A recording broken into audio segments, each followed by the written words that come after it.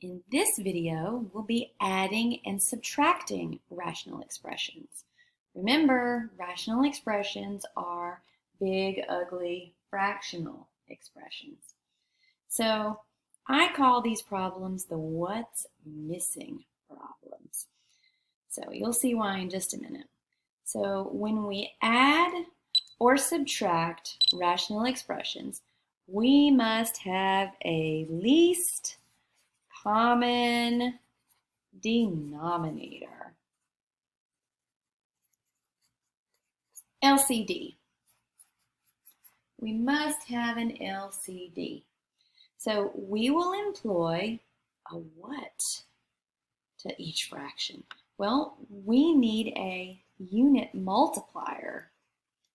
Unit multiplier is the same thing as another form of 1 because we need to rename each fraction. So we're going to use a unit multiplier to rename each fraction. Let's look at the problem that's right at the bottom. So 2 over 3x plus 5 over 12y. Let's first take a look at the 3 and the 12. So remember the difference between factors and multiples. We talked about that in a previous video.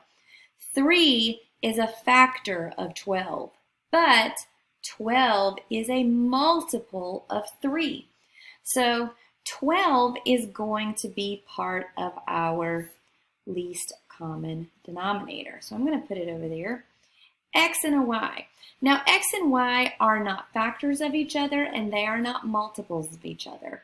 If they are two factors that have nothing in common, then all you can do is multiply them together to get your least common denominator. So now it's time to ask what's missing. So if we compare 3x to 12xy, what do we have to multiply to 3x to get 12xy? That's the what's missing. Well, what's missing? 4y is missing. And whatever we multiply to the bottom, we multiply to the top, renaming the fraction.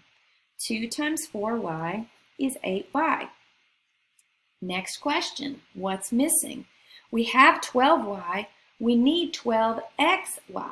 So all we're missing is the x. That's what's missing, plus 5x. And that's the answer. Nothing else to do. And if you truly get the least common denominator, most of the time there's no need to simplify in the end. So what's missing? That's the question that we'll be asking. So let's do it again. And this time we've got to remember this little piece of the problem where we also want to be looking out for domain restrictions. Our homework online always asks us about that. So just like we saw in subsequent parts of this lesson, we still are going to want to factor the denominator. Now on the one problem that we just did, both of our denominators were monomial expressions. And when they're monomials, we really don't need to factor them because they've only got one term. But here we've got a trinomial and a binomial. I'm going to factor both of them. 3x squared plus 7x plus 2. 3 times 2 is 6, and 6 plus 1 is going to be the 7 in the middle. So we need a 3x here, x here, 2 here, 1 here. There's 6. There's 1, plus plus. Those are our factors. And then you can strike it. 3 over 15x squared plus 5x. This is a binomial, and when you have a binomial, be on the lookout for a greatest common factor. In this case, it's 5x. 15x squared divided by 5x is 3x. And 5x divided by itself is plus 1. Critical, remember the 1. So now we can get our common denominator. So there's nothing in common in either one other than the 1 power of 3x plus 1. So it comes down, and 1 power is part of our least common denominator. We also have a 5x I think I'll put it right up front since it's just a monomial expression. And then we also have an x plus 2. So now we're going to ask, what's missing? So if we compare the first denominator to the common denominator, what's missing? The 5x. So we're going to multiply by 5x, multiply by 5x. So 5x times x is 5x squared. Plus, all right? What's missing from the common denominator? We're missing the x plus 2. Times x plus 2 times x plus 2. So you can write 3 times x plus 2 here, or feel free to go ahead and distribute right up there. 3x plus 6. And that, boys and girls, is the answer. Let's finish up this problem by finding our domain restrictions. And the domain restrictions can be found very easily by looking at your least common denominator and asking what's going to make each one of them go to 0. So our first factor is 5x, so x cannot be 0. Our next factor is 3x plus 1, which means our x value cannot be negative 1/3. That's restricted from the domain. And finally, negative 2. So there's our answer. There's our domain restrictions.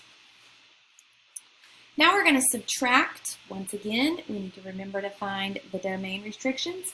I'm giving you a hint here, and I'll point out when to use that hint momentarily.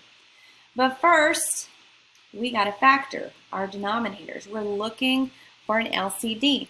So we got a 1 up front, which makes this problem simple. Factors of negative 24 that add up to negative 2 are going to be a negative 6 and a positive 4. So there's our factors. Next, factors of positive 6 that add up to negative 7, x minus 6, x minus 1. So we got everything factored. Let's get our common denominator. We both have an x minus 6 on both sides, but there's 1 is the most anywhere. We also need an x plus 4, and we also need an x minus 1. That's our lowest common denominator. Same thing as a least common multiple. So now, what's missing? There we go. So we have an x minus 6, we have an x plus 4, we're missing an x minus 1. So the first fraction is missing an x minus 1. And we can go ahead and use a double distribution and simplify this product.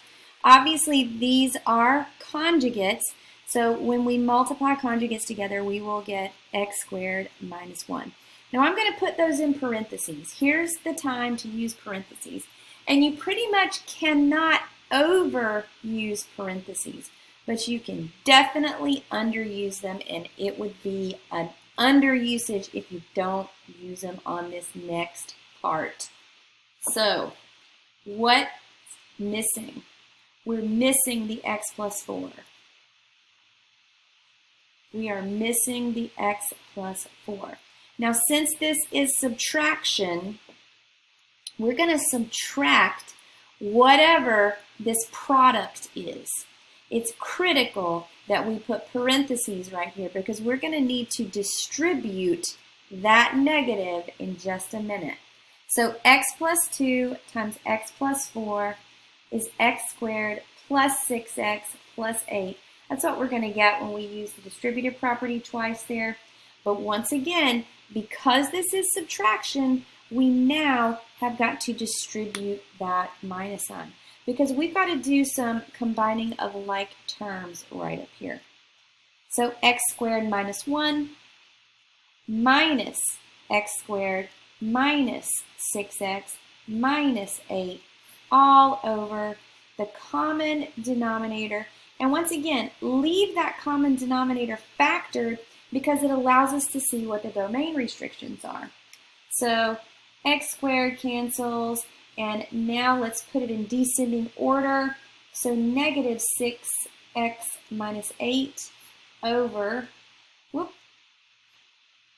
minus 9. I'll change it right there.